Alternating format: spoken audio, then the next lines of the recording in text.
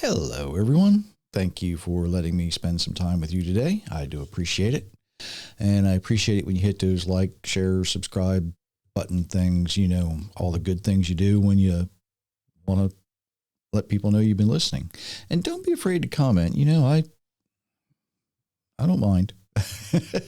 I don't mind. Get some interesting messages, but I don't mind when you comment. Oh, by the way, before I forget, books are available at authorjerrymitchell.com, or you can go to givegod90.com and follow the link from there. When I talk about the difference between traditions and the doctrines that man has created, a lot of times I take some time and I explain where those traditions come from, why we accept them, and then I go on to showing how some of those traditions conflict with what's in the Bible. And quite often I'm asked, why did we start? How did we get to the point? How did we get to where we are today? And the short answer is, of course, found in Jeremiah 16:19. We have inherited the lies of our fathers. That's the short answer. But if we really start to dig, we find that the real reason that a lot of people believe the things we do that conflict with the Bible is that the very first person to come up with an idea or come up with a fact or come up with what they thought was a fact, come up with a concept, they didn't have or they didn't use all of the real facts that they had available. It's that simple.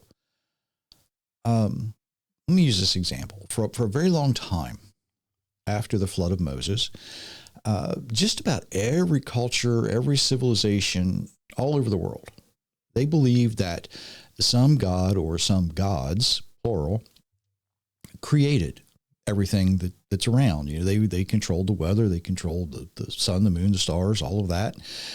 And for the purpose of what I'm going to talk about, it's not important to know which gods or that kind of thing.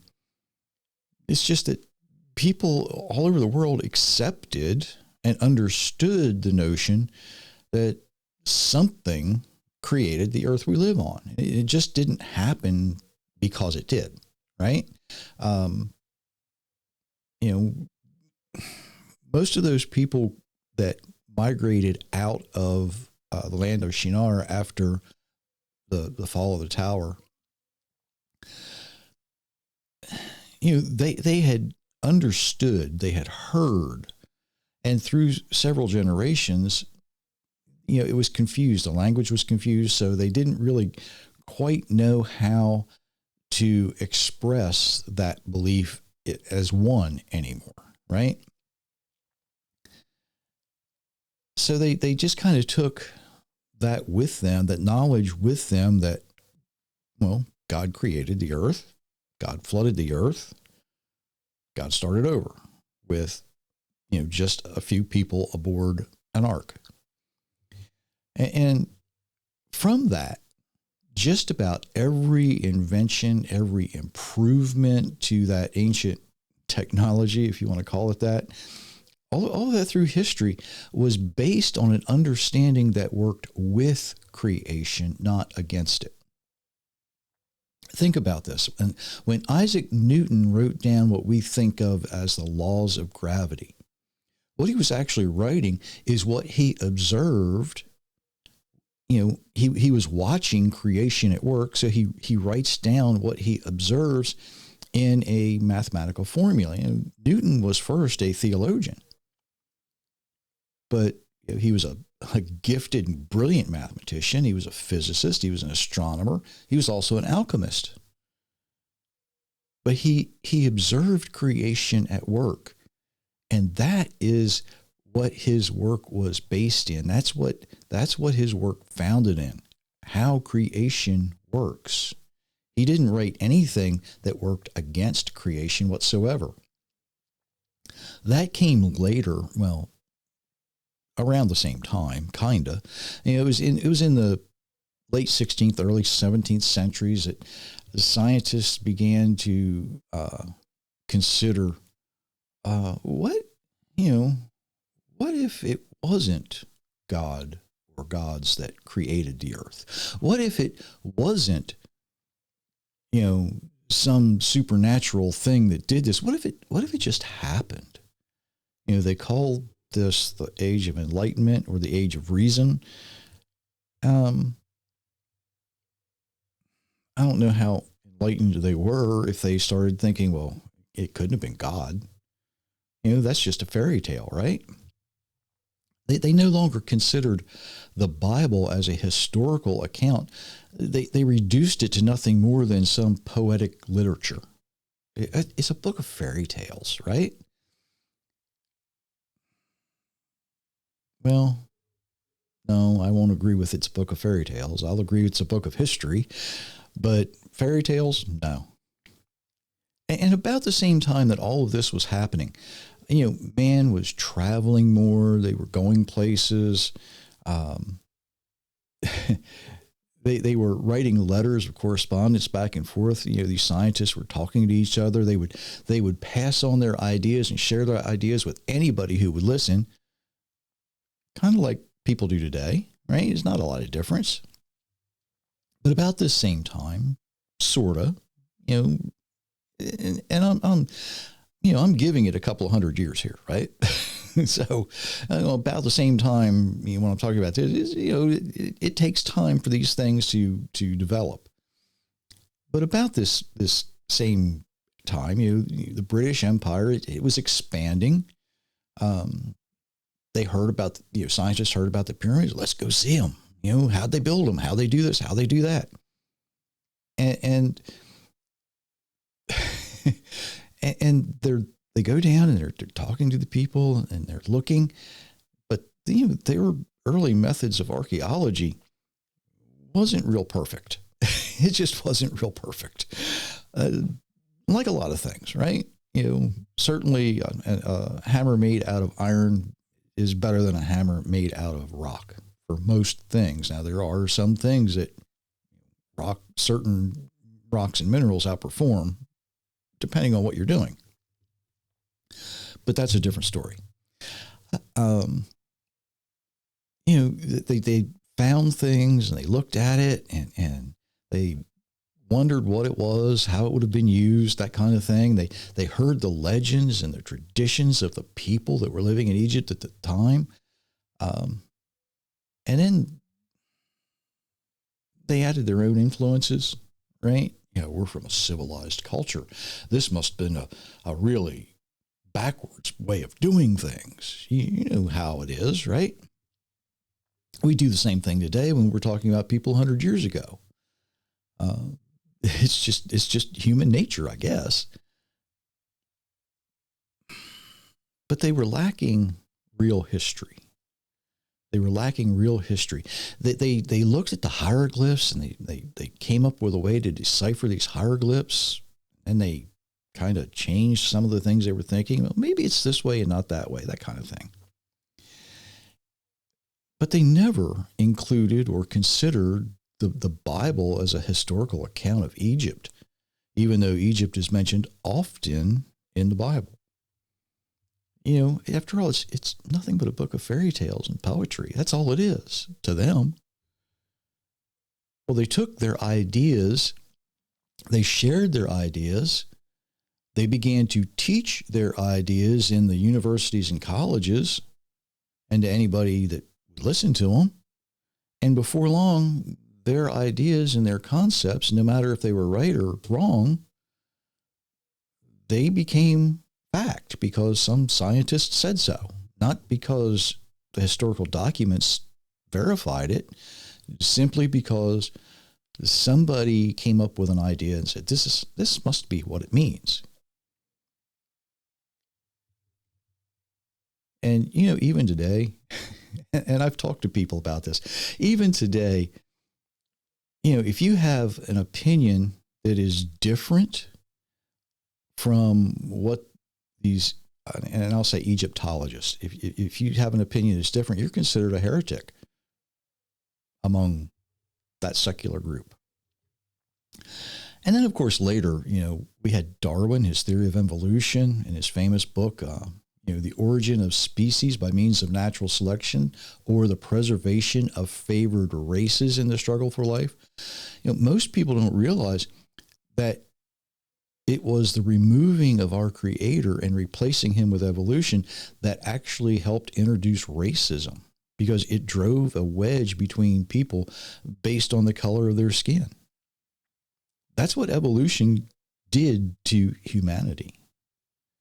And then a funny thing happened on the way to the future. The more mankind tried to deny or reject the creator, the more our creator began to reveal his evidence, the witnesses that he left right there in the Middle East. If you look in Egypt, the storehouses that Joseph had built were located.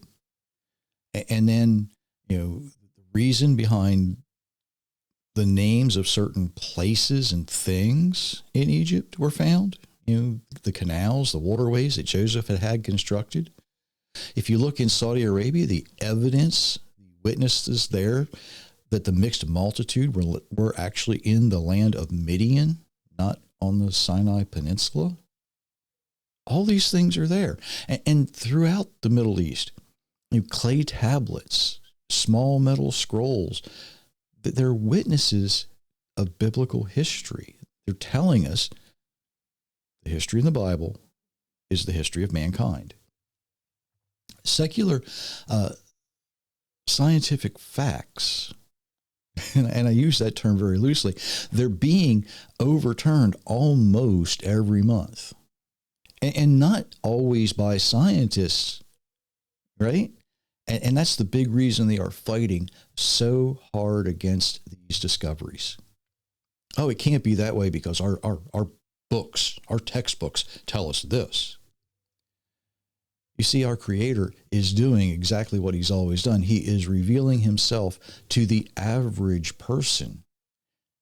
And he's using those who are willing to follow him to show who he really is. And the funny part, the funny thing happened on the way to the future, is he's using the arrogance of the scientists, the secular scientists, to publicize the things he's revealing to the humble people. You see, if the average humble person wasn't coming up with these, wasn't finding these things, after all, who was it that found the scrolls in a cave in Qumran? The Dead Sea Scrolls? It wasn't a scientist. It was a group of kids. He's using these very people who reject him to show the world the witnesses that he's left. To show the world he's working. He is the Creator. Now, Paul had some very good advice to offer Timothy when he wrote in his first letter, reject irreverent, silly myths. Instead, train yourself for godliness. He's saying, look, don't listen to all the self-proclaimed experts, right? Because they don't know what they're talking about. You study your scripture. And long before Paul, our Creator warns us over and over against falling for those who would lead us away from the Creator. Jeremiah 29:8. For this is what the Lord of hosts, the God of Israel, says, do not be deceived by the prophets and diviners among you, and do not listen to the dreams you elicit from them. Don't listen to the people who don't know what they're talking about. They might sound good. Their ideas might make you stop and think, could that happen? And even today, where we are right now, there are religious traditions and doctrines that conflict with the Bible, right? And when those traditions and doctrines are pointed out to Christians, to Jews, doesn't matter. What do? They argue in favor of the traditions. They argue in favor of their doctrines that replace or conflict what's actually written in the Bible. they're no different than the secular scientists arguing with with the witnesses that our Creator is revealing. Over 100 times in the Bible, we're warned against deception from many, many different sources. Yeah, a funny thing is happening on our way to the future. Our Creator is really not so quietly working to show us He is the one who created everything. And I think He's getting more loud and more pronounced about it, right? He's out there and he's saying, look at this. You need to see this. You need to understand what you're looking at. You need to have all the facts. You need to use all the information that's available to you. And when you do, you see what he's doing. So, the next time you hear or read about a new discovery, ask yourself, how's our Creator using this to show us who he is? Because when we look at it through that point of view, you get something different than what some of the secular folks might be pushing. We don't need proof that our Creator or that the Bible is true. Creation itself is the witness. All of these discoveries are basically collaborating witnesses, right? They're witnesses to something that should be obvious and was obvious to all of those ancient civilizations because they were right about one thing. Our Creator did make the heavens and the earth. There's no doubt about that. The doubt comes from the people who reject him. The doubt comes from the people who discard him. The doubt comes from the people who say, maybe it all just happened. Something to think about until next time. And until then, I do wish you many, many blessings, everyone.